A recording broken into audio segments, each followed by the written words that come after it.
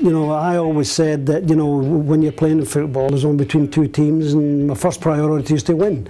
My second priority is to win playing good football, attacking football, whichever you want to call it. I mean, the present Arsenal team play much, much better football than my teams did. I still think they're a good side. I think if you were saying which team would you rather watch out of any Premiership team, it would be Arsenal. The football they play, definitely. But they've just got to get the winning mentality, you know, added to the beautiful game that they play. Day by day. I'm sure they're hoping there's going to be a draw at Old Trafford between obviously Chelsea and United.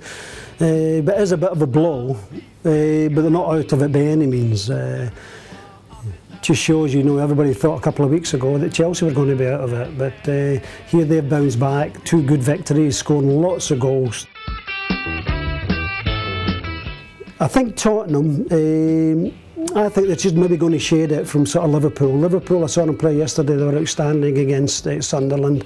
Now if they can repeat that over the next few weeks, it's going to be a close one to call between them. I would like to stop diving, and now it's become accepted, even with the media boys.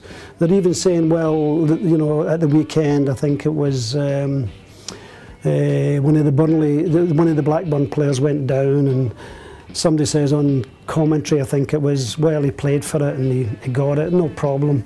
And now we accept it. I don't think we should accept it. If players are going down and knowing they're not going down properly, you know, they've got to sort of like, we've got to actually say they're cheats, call them cheats, that's what they are. We've got to stop that, and I'd like to see the offside rule. I mean, it's just all over the place just now. You know, is a player interfering, is he not interfering? I'd like to sort of like clarify that. Terry Venables, who was a big influence actually, and he gave me a job when I was finishing football as a player, and he convinced me to actually take up coaching. And I'm quite honest, I wasn't that keen. But when I actually started coaching the youth team at Crystal Palace, it was like just a breath, you know, it just hit me. It just hit me. I just loved coaching. And then that was me then. I was on the road then to becoming hopefully a good coach, and then hopefully becoming a good manager.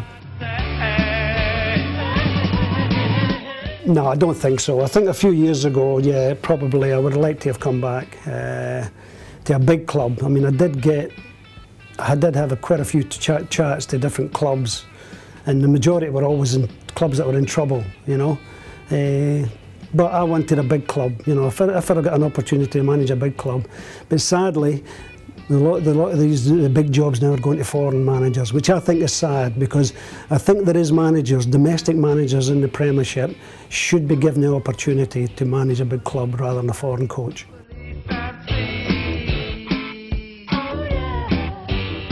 My favourite memory was probably scoring an own goal against Bob Wilson at Highbury when we played Ajax in the European Cup, and that knocked us out. It was a good header.